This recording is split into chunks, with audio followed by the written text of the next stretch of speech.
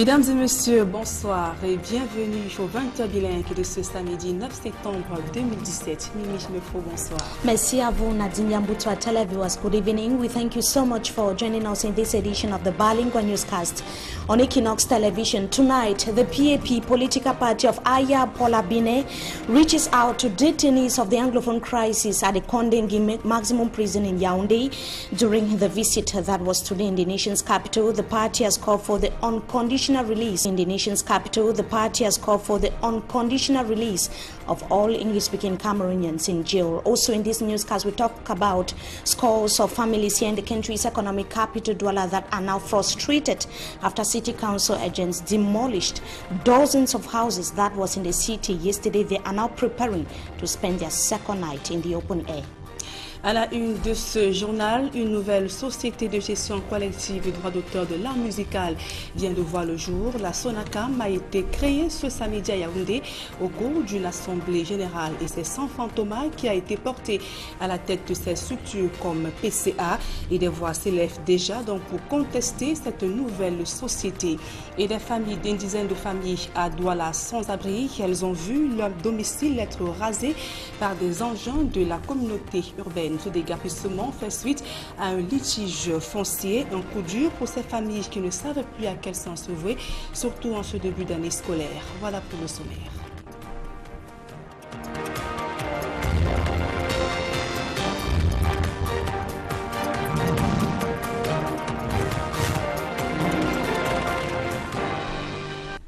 Mesdames et messieurs, une fois de plus, bonsoir et bienvenue à tous. Je vous le disais en titre, Sanfan Thomas, porté donc à la tête de la Société nationale camerounaise de l'art musical.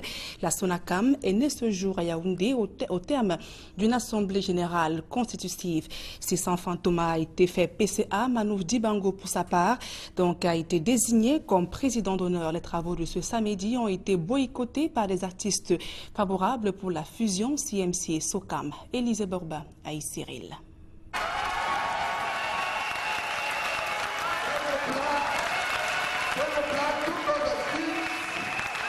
Explosion de joie au palais des congrès de Yaoundé. Sanfan Thomas est porté à la présidence du conseil d'administration de la Société nationale camerounaise de l'art musical. Le PCA de la nouvelle société est investi d'une mission titanesque. Il y a une lourde tâche qui nous attend. Il fallait mettre sur pied une nouvelle société et qui va forcément faire de la gestion collective. Parce que c'est de ça qu'il s'agit. Nous devons revenir pied sur terre pour savoir que rien n'a été fait. Il faut tout reprendre et la tâche est tellement difficile qu'aujourd'hui, j'ai en face de moi des amis avec qui ne regardent pas dans la même direction. Je dois aller vers eux pour qu'ensemble que nous constituions la nouvelle société de gestion collective. J'insiste sur le mot de la gestion collective. Mais l'accouchement n'a pas été facile. Avant le début des travaux, il fallait montrer patte blanche pour avoir accès à la salle.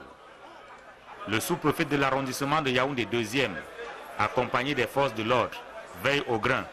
Souvent objet de polémique, Ndédié Yango annonce qu'il n'est pas candidat. Non, pas du tout. Je n'aspire pas au poste. Donc j'ai été désigné par mes pairs pour diriger cette assemblée, pour les accompagner. Et j'ai été sollicité par le ministre des Arts et de la Culture à travers la plateforme qui a été mise sur pied, la plateforme spéciale. Donc je suis là pour les accompagner, je n'aspire pas à un poste. Après l'enregistrement des participants, le ministre des Arts et de la Culture préside la cérémonie d'ouverture avant de se retirer pour laisser place aux travaux proprement dits. Les débats sont houleux. En ce qui concerne les frais d'adhésion, ils ont été ramenés de 15 à 10 000 francs CFA, tandis que le mandat des administrateurs passe de 5 à 3 ans. Au terme des débats, il n'y a pas élection, mais un consensus se dégage autour des candidats qui vont composer le conseil d'administration.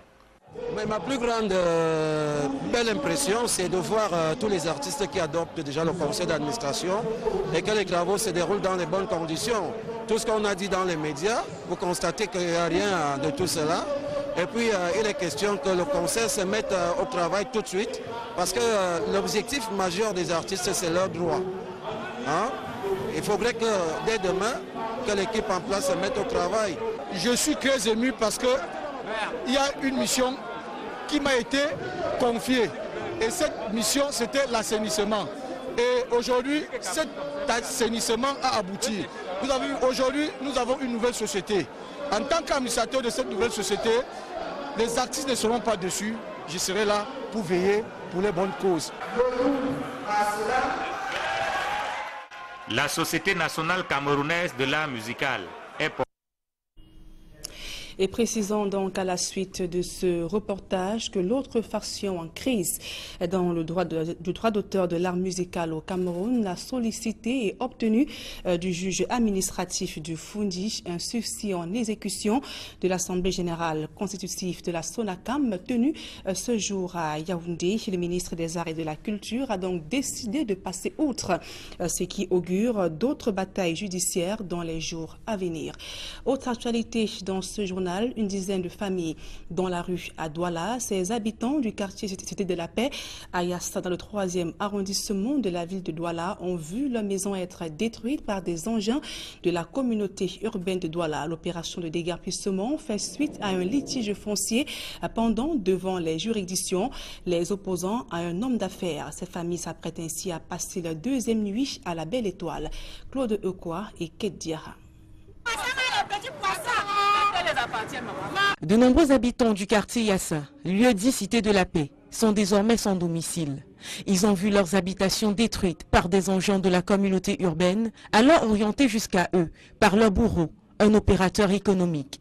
On est surpris qu'il est comme ça, les engins se cachent dans une société, dans un entrepôt, avec les étiquettes de la communauté urbaine pour sortir le jour pendant que les gens sont là, les gens étant drogués, et se mettre à casser les maisons des gens de part et d'autre. Et interdire qu'on ne doit pas filmer. Qu'est-ce qu'on filme? Ils vont détruire les gens. Selon les dires des riverains, les engins qui sont toujours garés dans le domicile de l'opérateur économique, un certain Yémeni Hilaire, auraient rempli leur sale besogne en plein après-midi, alors que de nombreuses victimes étaient sorties vaquer à leurs occupations. De nombreuses maisons, une petite centaine, ont été détruites, pourtant leurs propriétaires ont en leur possession des titres fonciers délivrés par le vendeur. Ces usagers qui ont été insérés dans le titre foncier par les ayants droit, à savoir la famille Moussongo Samuel. Il s'agit des casses qui surviennent juste après le départ de l'ancien sous-préfet de l'arrondissement de Douala 3e, qui avait pourtant par voie officielle instruit l'arrêt de tous travaux dans cette zone à conflit et porté le problème devant les tribunaux. Il avait écrit une note pour instruire toutes les autorités dans son territoire qu'il ne devait plus avoir quelque chose dans le titre 26 556 de famille Moussongo qui est querellé et qui est au niveau de la Cour suprême. Que rien ne devait être entrepris là-bas jusqu'à ce que la Cour suprême puisse arrêter tout ce qu'il a arrêté là-bas. Aujourd'hui, aucune solution juridique n'a encore été trouvée, mais cela n'a pas empêché le sieur Yémeni Hilaire de tout casser autour de lui. La Cour suprême n'a pas tranché, ils ont outrepassé, ils ont profité, comme dès qu'on a affecté l'ancien sous-préfet et le nouveau sous-préfet, ce qui est arrivé, ils sont venus, ils ont profité de ces faits pour venir casser les gens en achetant dans leur maison, broyer toutes les familles en pleine rentrée scolaire. Toute tentative pour entrer en contact avec le dit opérateur économique sont restées vaines. Du côté des populations, on en appelle à l'intervention des autorités administratives. Dans 2 missives adressées aux délégués du gouvernement auprès de la communauté urbaine, l'une datant de février 2017 et l'autre, plus récente, de juin 2017, les habitants de ce quartier dénonçaient les manigances de leurs bourreaux d'une part et revendiquaient l'intervention de la communauté urbaine de l'autre. Les 2 lettres sont jusqu'ici sans réponse. Et c'est un véritable cauchemar que vivent les populations de Loum dans le département du Mungo, et ce depuis une semaine. La ville est plongée dans le noir. Malgré les requêtes introduites auprès de l'entreprise en charge de la distribution de l'énergie électrique sont donc restées insensibles aux appels des habitants de Loum. Jacquino Molong, Donald Anozoa.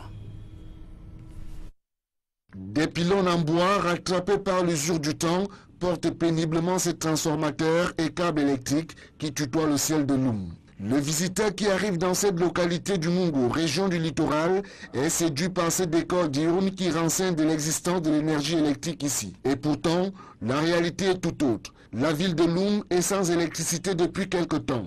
Les populations des quartiers Étape, Permanence, Indépendance, Ngodi, les plus touchés par cette situation, regardent impuissamment leurs réserves de nourriture et autres biens de première nécessité se détériorer. Des témoignages recueillis, il ressort que les agents de la société en charge de la fourniture électrique, par mesure de prudence, auraient interrompu l'électricité pour éviter le pire au cas où le vent venait à renverser les poteaux défectueux. Les requêtes introduites à cet effet par les populations auprès des services compétents sont restées sans réponse. Une semaine déjà, nous sommes sans lumière. Raison pour laquelle nous sommes là, nous attendons les responsables. Nous avons fait tout. On a fait des requêtes au niveau de l'agence Sonel en haut là. Mais ça ne passe pas.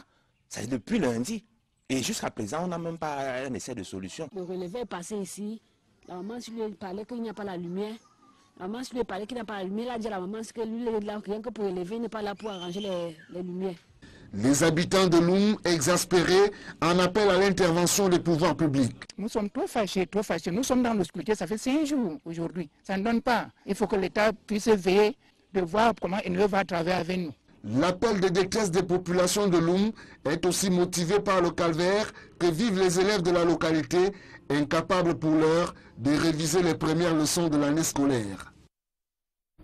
Quelques jours après sa libération, le leader du People Action Party, Paul Aya Abine, s'est rendu ce jour à la prison centrale de Kondengui à Yaoundé pour apporter du réconfort aux personnes toujours incarcérées dans le cadre de cette crise anglophone. Et son parti a porté plainte contre l'État du Cameroun suite à l'incarcération de son président, Emmanuel Diop Gizogo.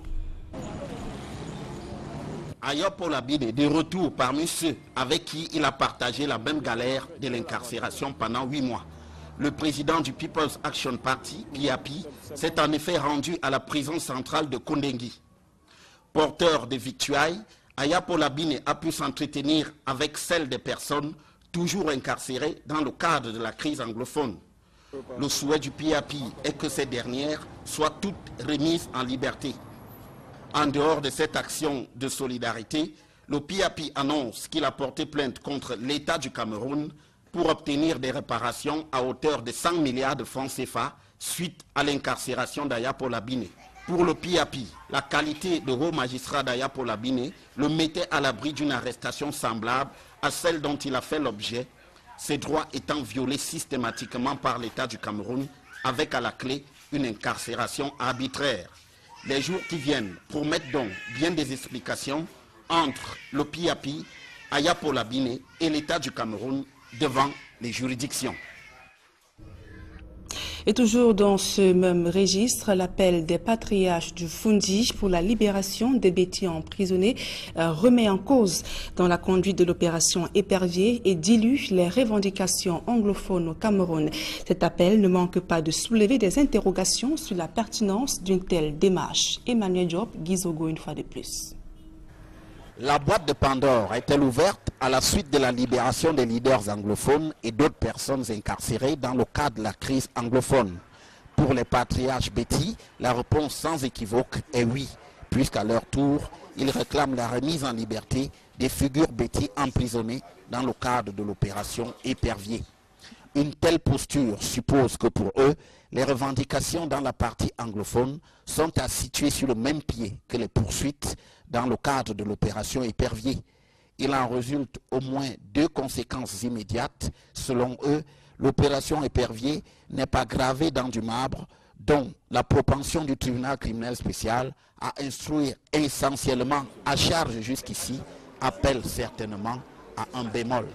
En outre, les patriarches Betty veulent faire passer le message selon lequel les problèmes soulevés par les anglophones se rencontrent partout sur l'ensemble du territoire national et ne sauraient donc être adressés exclusivement dans cette seule partie du Cameroun. Cette posture s'expose à une critique, on imagine mal, à l'aune des irrédentismes qu'on voit dans le monde, des Sénégalais sortir la question casamançaise de son contexte, des Français en faire autant à propos de la Corse, ainsi que les Espagnols pour la Catalogne. Pour le moins, c'est une vision qui peut apparaître parcellaire face à un problème autrement plus complexe.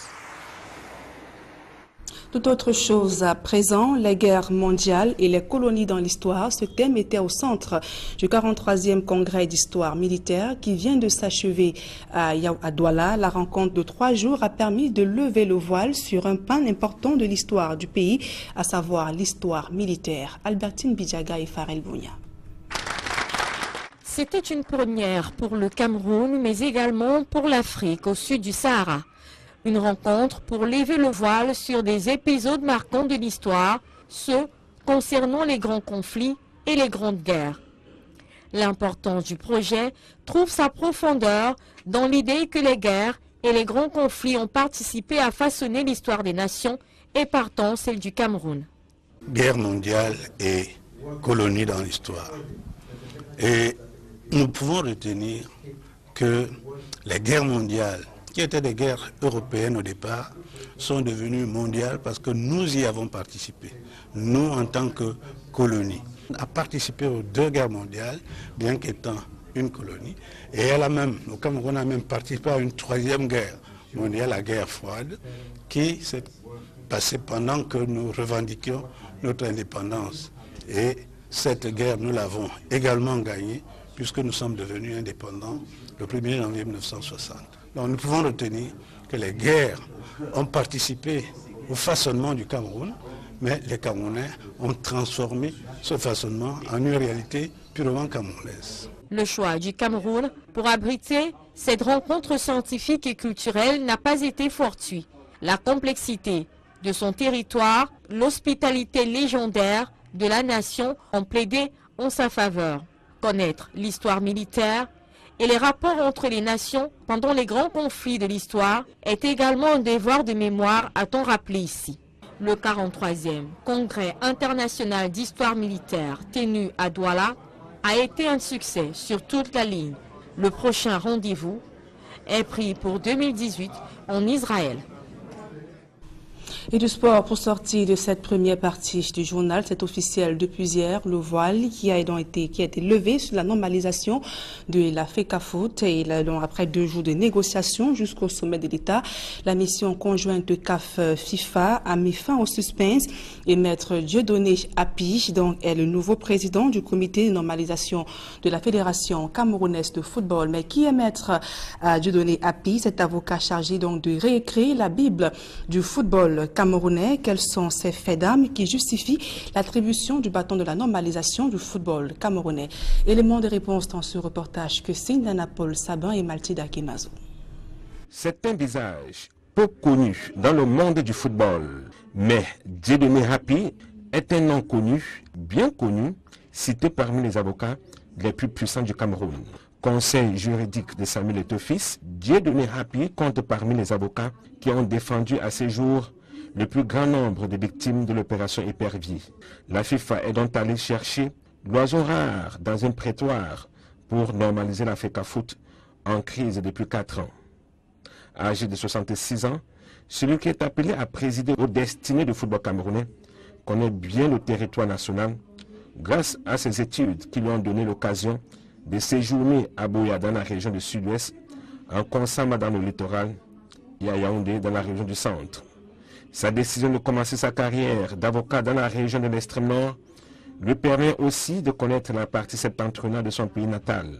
C'est d'ailleurs dans le Grand Nord qu'il engage par ailleurs une carrière politique sous les couleurs de l'opposition. Dès ces jours, il donne le coup d'envoi d'une nouvelle expérience dans le football et on appréciera dans 6 mois. Dans ce comité de normalisation qui compte plusieurs juristes, les abonnés des stades reconnaissent facilement Jomo Kreven, journaliste de sport à la retraite qu'on ne présente plus. Cet originaire de Tiko dans la région du sud-ouest évoluera dans un monde qui connaît très bien pour y avoir servi comme reporter, dirigeant, écrivain et historien. Tous les heureux élus bénéficient pour l'instant d'un état de grâce. Comme des maçons, ils seront jugés au pied du mur. Mimi Mufo, you have the second segment of this news. Thank you once again, Nadine Yambu. To our televiewers, we thank you as well for joining us in this second segment of the news. Scores of families here in the country's economic capital, Douala, would be spending their second night in the open air after their houses were demolished yesterday by agents from the Douala City Council. The demolition exercise follows a land dispute between local inhabitants and a businessman, which is still pending a final decision at the level of the Supreme Court in Yaoundé. Details in the following report. A neighborhood in complete ruins. The at least 100 houses at Cité de la Peñasa, Douala Free Municipality, were demolished by agents of the Douala City Council. These angry residents have been occupying the area for decades, and they're in possession of legal documents backing their ownership. We don't buy the place. We get all paper, we get all proven. We ought to know, we don't buy them. But as he explains, a businessman who declared himself owner masterminded the demolition exercise. I was in school. My wife called me crying that, oh, they are disturbing the house, oh, they want to demolish, all this and that. I took a motocross. I came on arriving. I met this. They say it's the people from the committee, the work council people. That they were ordered by this man. They were ordered by the neighbor. The problem between the neighbor in question and the residents, which dates as far back as 2016, is pending a decision at the level of the Supreme Court. Les cours suprêmes n'ont pas tranché, ils ont outrepassé, ils ont profité, comme dès qu'on a affecté l'ancien sous-préfet. The departure of the former divisional officer for the Douala Free municipality, who had given firm instructions for the opposing camps to wait for the court to decide, seemed to have facilitated the present situation.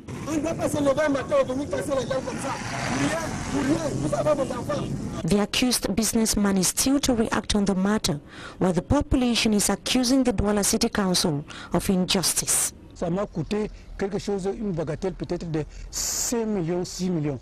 Where to go to from here is the current preoccupation of local inhabitants. They would have done this since May, when they were going on holidays. Now they are coming in September, when we have already paid fees, our children fees in schools. They are demolishing us now here, that we should go where? Where are we going to go? Where are we going to go? Our children, where are they going to school? Then after they will say that Cameroon is having, we are having thieves in Cameroon. From bad roads, lack of potable water to constant power cuts in Loom of the Mongo division in the littoral region of Cameroon, locals in several neighborhoods in that part of the country are constantly being deprived of electricity. As Katrin Kone tells us in the following report, they have been enduring for close to 1 week now. Her report. Inhabitants of Loom in the Mongo division are boiling in anger as lights have been out for close to a week now. So we are in darkness for more than almost a week. We don't have light. Functioning with students through the lamp and the candle. That's what we are using for now. And the children, they cannot read. So since that the children are not studying since from that Monday. And they are telling us that they don't know when they will come and put the light. So we are just like this. We don't know when the light will come. Areas such as Independence, Etap, Permanence and Ngudi are worth the heat. Life seems to be on a standstill in these areas, with locals complaining about poor food storage as fridges have been off. Approached by the population, management of electricity distributing company said the outage was intentional, advancing that it is due to the poor state of electric poles supporting these cables. The people say they were never consulted as clients before the decision. As we announced in the headlines, the PAP party of Aya Paula Bine is demanding the unconditional release of all Anglophones currently being detained across the national territory. A senior official of the said political party was speaking to the nation's capital, Yaoundé, as the former Advocate General of the Supreme Court, Aya Paula Bine, visited some Anglophones that are currently behind bars. Let's have the details with Roland Ako. Aya Paula Bine de retour parmi ceux avec qui il a partagé la même galère de l'incarcération pendant 8 mois. Le président du People's... The report of Aya Paula Bine, we surely shall be coming back to that in a subsequent newscast. As sincere apologies as far as the situation is concerned. We obviously would be bringing to you the report in full in a subsequent newscast. Now, the Copyright Corporation in Cameroon, SONAC. Or before we come to that, Roland Akong is going to be telling us about the visit of Aya Paula Bine at the Kondengi Maximum Prison that was today in the nation's capital, Yaoundé. During the said visit, officials of the PAP party called for the unconditional release of all detainees of the Anglophone crisis. Roland Akong has more. On his first outing after release from 8 months in detention, Aya Paul takes food items and other valuables to detainees of the Anglophone crisis still in the Yaoundé Central Prison. A supporter of the PAP party explains the rationale behind the gesture. We decided to pay a visit to all those who have been detained in line with the Anglophone crisis in both in the central prison and the principal prison, as you all saw. So we took food items and other valuables and even money in cash to at least see how we could support and solidarize. Close to 40 detainees of the Anglophone crisis, we learned, are still under detention in the Yaoundé Central Prison. Apart from food items, the PAP chairman took words of encouragement to the detainees.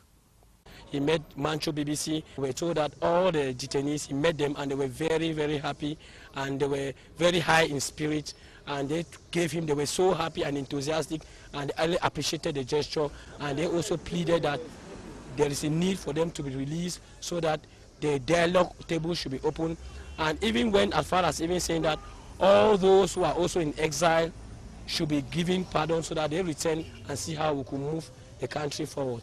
Justice for All and PAP have joined other calls for the unconditional release of the detainees of the Anglophone crisis for dialogue to take its course. We don't see any reason why Mr. Biya gave an order that all the judicial procedure, those who were arrested in line with the Anglophone crisis, should be dropped, and others are still kept under detention. Those guys need to be immediately released unconditionally without any position, so that we can see how the dialogue table can be put in place and the way forward as far as this crisis is concerned.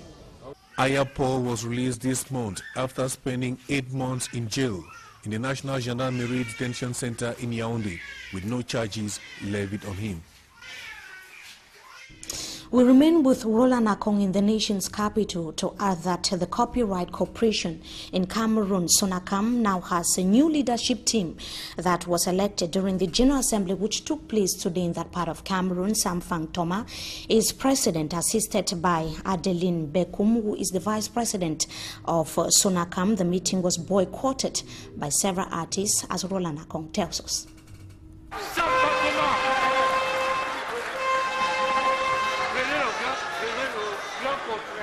Sam Fang Toma is the president of the Cameroon National Music Corporation, Sonacam. He was elected at the end of a consultative General Assembly in Yaoundé Saturday. A General Assembly attended by over 1,000 Cameroonian artists amid tight security. Sam Fang Toma will be assisted by Adeline Benkum. The new body has as honorary presidents Manu Dibango and Eko Roosevelt. The Cameroonian artists also adopted new status for their corporation. Among others, membership dues now passes from 15 to 10,000 francs CFA. Meanwhile, the tenure in office of the new board chair passes from 5 to 3 years.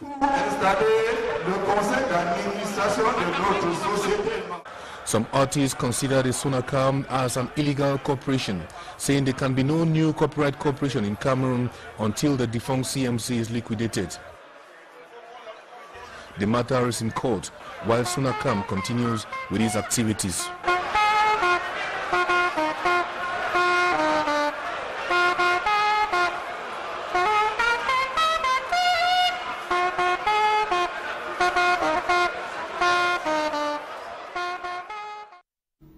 Roland Akong there reporting from Yaoundé. Now, teachers of 38 government primary schools in Idea, one subdivision where in the Sanaga Maritime Division in the littoral region of Cameroon, have received minimum packages from council authorities, but several teachers have complained that the gesture was not timely. Innocent Aze has the details in the following report.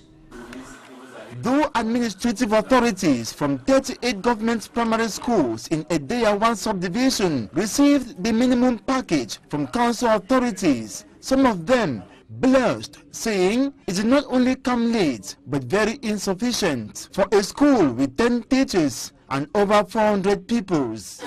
Le minimum qui vient d'être remis est très minuscule. La taille de l'école importe peu dans la distribution.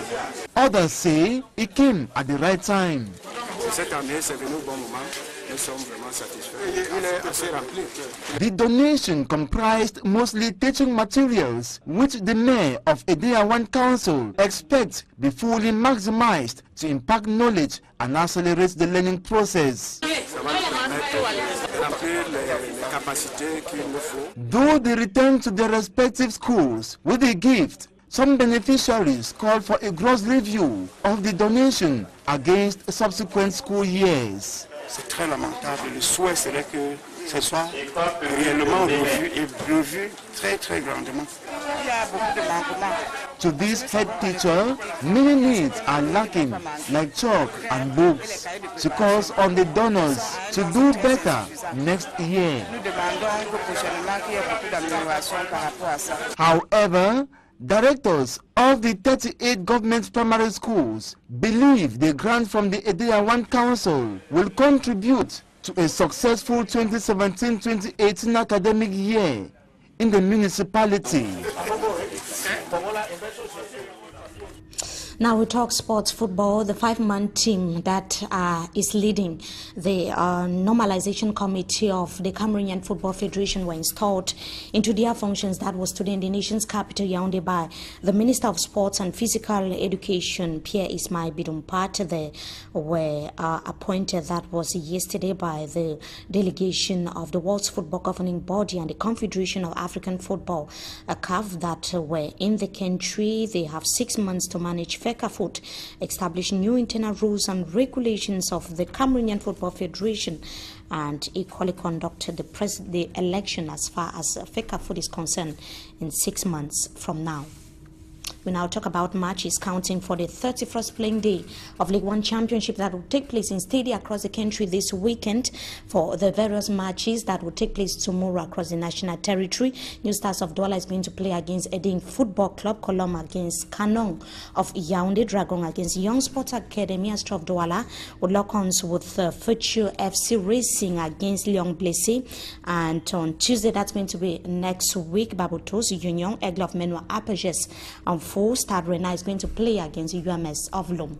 And that sports page that brings us to the end of this edition of the Bilingual Newscast on Equinox Television viewers. So thank you so much for joining us. Wishing you a blessed stay in the company of our programs. Until we meet again, goodbye. Nadine Yambo. Très bon week-end à vous et bonsoir. Merci, Mimi Mefo, meilleur à vous. Mesdames et messieurs, c'est la fin de ce journal. Merci de nous avoir suivis et passez d'agréables moments en compagnie de nos programmes.